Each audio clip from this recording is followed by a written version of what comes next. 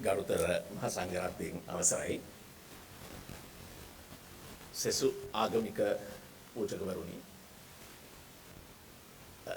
අද දින පැමිණලා සිටින සියලු දෙනාගෙන්මද විශේෂයෙන්ම නීතිඥ ඉම්තියාස් බකීර් මාකර් මහත්මයාගෙන් අවසරයි මා මුලින්ම ස්තුතිවන්ත වෙන්න ඕනේ ඔබතුමාට මට මේ ආරාධනාව කරපු කිරීම ගැන හෘද සාක්ෂිය ඔබතුමා 2020 සිට 24 දක්වා පාර්ලිමේන්තුවේ කරපු කතාවල මේ එකතුවේ අද එළි දැක්වීමට මේ කරපු ආරාධනාව ගැන මම ඒක සලකනවා මට කරපු විශාල ගෞරවයක් හැටියට මම ඔබතුමා නීතිඥ බකීර් මාකර් කියලා කිව්වට අතරම නීතිඥ වෘත්තියේ අපි ඒ තරම් හම්බ වෙලා නැහැ. නමුත් මම ඔබතුමා මුල් වරට මට හම්බුනේ 1988 එක්සත් ජාතික පක්ෂ තරුණ සම්මේලනයේ ප්‍රෙස් කොන්ෆරන්ස් එකක් තිබ්බා. ඒ ප්‍රෙස් කොන්ෆරන්ස් මම හිතන්නේ ඔබතුමා ඒ වෙලාවේ එහි මහ ලේකම්වරයා.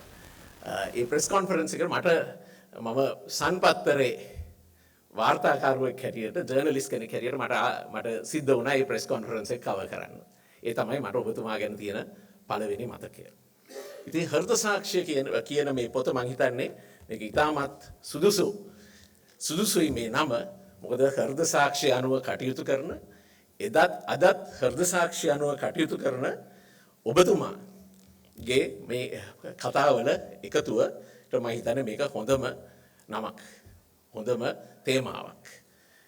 මේ පොත අධ්‍යයනය කරනකොට අපි හැමෝටම අදාළ වෙන ප්‍රජාතන්ත්‍රවාදය ගැන, විසිවන ආණ්ඩුක්‍රම ව්‍යවස්ථා සංශෝධනය ගැන, මාධ්‍ය නිදහස ගැන, පක්ෂය තුල ප්‍රජාතන්ත්‍රවාදය ගැන, ත්‍රස්තවාදී වැළැක්වීමේ අනත අවභාවිතය සම්බන්ධයෙන්, පලස්තීන අර්බුදය ගැන, තරුණ නියෝජනය ගැන, අරගලය ගැන ඔබතුමා පාර්ලිමේන්තුවේ කරපු කතා ගණනාවක එකතුවක් තමයි මේ අද දින එළි දක්වන්නේ.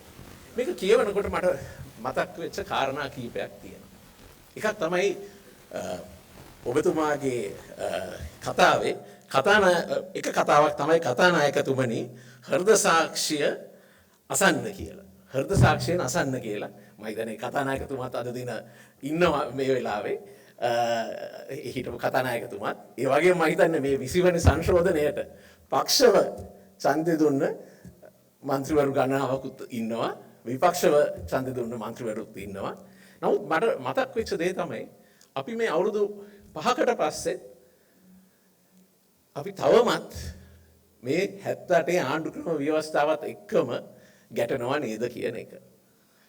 අපි අවුරුදු 5කට පස්සෙත් මේ විධායක ජනාධිපති ක්‍රමයේ තියෙන ප්‍රශ්න අපේ රටේ පාර්ලිමේන්තුව තුල තියෙන ප්‍රශ්න ගැන අපි තාමත් කතා කර ඉන්නවා නේද?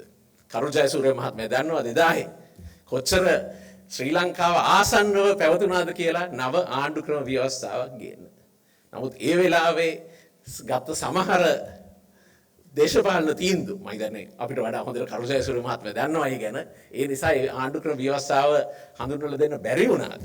ඒක හඳුන්වලා දුන්නා නම් මේ රටේ දිශානතිය කොහොම වෙනස් වෙන්නේ නැද්ද කියන එකත් මට මතක් වුණා. ඉතින් මෙතනදී විශේෂයෙන්ම මේ ඉම්තියාස් බකීර් මාකර් මහත්මයාගේ කතාව තුළ කියන එක වැදගත් කාරණාවක් තමයි මම හිතන්නේ මේ කාලයටත් වැදගත් වෙන මේ ආයතනවල ස්වාධීනභාවය. Independence of institutions. අධිකරණය, කොමිෂන් සභා, පොලිසිය පිළිබඳව මේ පත්වීම් ගැන ඒ ආයතනවල ස්වාධීනභාවය ගැන අපි කතා කරනවා. මේක හැමදාම අපි කතා කරලා තියෙන මාතෘකාවක්. මම කැමති මේක අද තවත් මොහොනුවරක් මේ ස්වාධීනභාවය ගැන ඔබතුමන්ලාට ඉදිරිපත් කරන්න. අපි හැමෝම දන්නවා ආයතන ස්වාධීන වෙන්න ඕනේ කියලා. ඒ පත්වීම් නිවැරදි වෙන්න ඕනේ කියන එක. දේශපාලන මැදිහත් වීම වලින් තොරව මේ ආයතන කටයුතු කරන්න ඕනේ කියන එක. අද මම කැමති තව කාරණාවක් ඉදිරිපත් කරන්න. ඒක තමයි මේ ආයතන ස්වාධීන විය යුතු තවත් පැත්තක්. ඒ තමයි මේ පොපියුලිසම් වලින් ජනප්‍රියවාදයෙන්ුත් ස්වාධීන වෙන්න ඕනේ කියන එක මම විශ්වාස කරනවා. එන්නම සමාජ මාධ්‍ය හරහා අදහස් පළ වෙනකොට මට හිතන එක දෙයක් තමයි මම ඔන්ලයින් සේෆ්ටි පනතට විරුද්ධයි. නමුත් මට හිතන එකක් තමයි අපි පරිස්සම් වෙන්න ඕනේ නැද්ද කියලා මේ ආයතන ප්‍රවේශම් වෙන්න ඕනේ නැද්ද කියලා මේ පොපියුලිසම් නැත්නම් ජනප්‍රියවාදෙනොත් පරිස්සම් වෙන්න ඕනේ නැද්ද කියලා. මේ ආයතනවල ස්වාධීනභාවයට තියෙන රජයෙන් වෙන්න පුළුවන් දේශපාලනයෙන් වෙන්න පුළුවන් ඒව වලින් වෙන මැදිහත් වීම වලට අමතරව මේ පොපියුලිසම් වලිනුත් මේ ආයතනවල ස්වාධීනභාවයට තර්ජනයක් තියෙනවා දෝ කියන ප්‍රශ්නය මම මේ අවස්ථාවේ මතු කරන්න කැමතියි.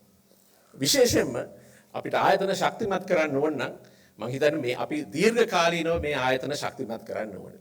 දැන් විශේෂයෙන් නීතිපති දෙපාර්තමේන්තුව ගැන කතා කරනවා. මේ දවස්වල කතා කරනවා ඉන්ඩිපෙන්ඩන්ට් ප්‍රොසිකියුටර් කියන ඔෆිස් එකක් ගැන.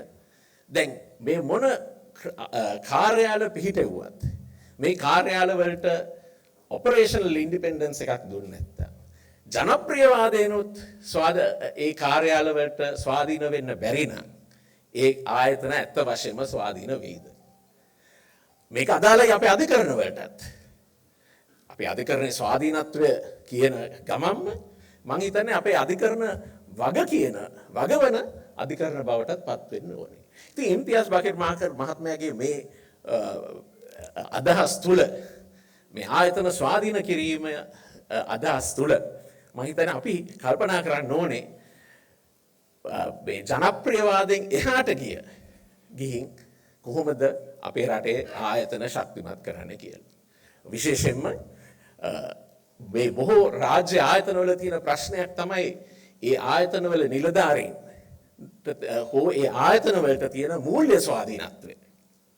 අපි මොන කාර්යාල පිහිටෙව්වත් අපේ මෙතන ඉන්න මැති ඇමතිවරු දන්නවා විශාල සංඛ්‍යාවක් අපි පනත් වලින් කාර්යාල පිහිටවනවා ස්වාධීන කාර්යාල කියලා.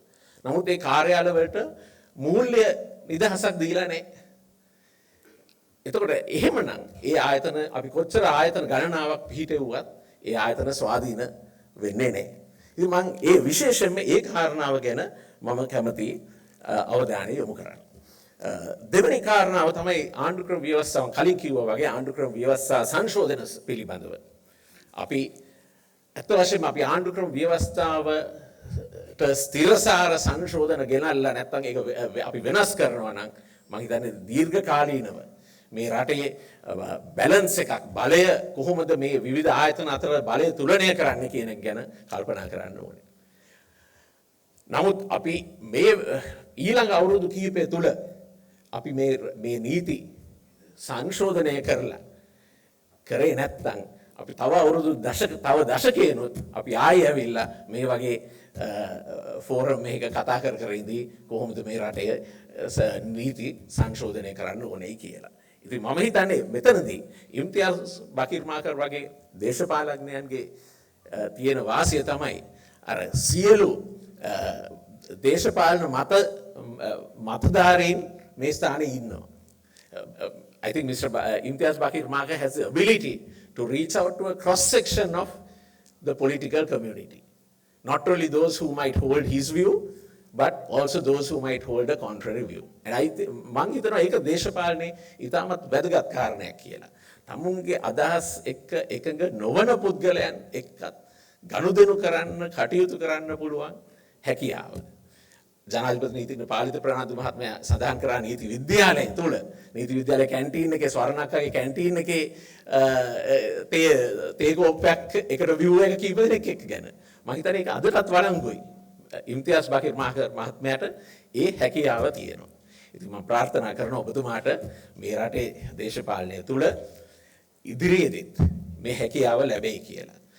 මම අවසන් කරන්න කැමති මම හිතන්නේ මේක මේ හෘද සාක්ෂිය පොත කියවනකොටත් ඔබතුමාගේ දේශපාලන ජීවිතය ගැන බලනකොටත් මට මතක් වෙන්නේ අර ෂේක්ස්පියර්ගේ හැම්ලට් පොතේ තියෙන මේ නාට්‍යයේ තියෙන එක වාක්‍යයක් වගන්තියක්. To this above thine own self be true, then thou cannot be false to any man. මම හිතන්නේ ඒක තමයි මේ ඉම්තියාස් බකීර් මාකර් මහත්මයාගේ දේශපාලනය පිළිබිඹු කරන්නේ. ස්තුතියි.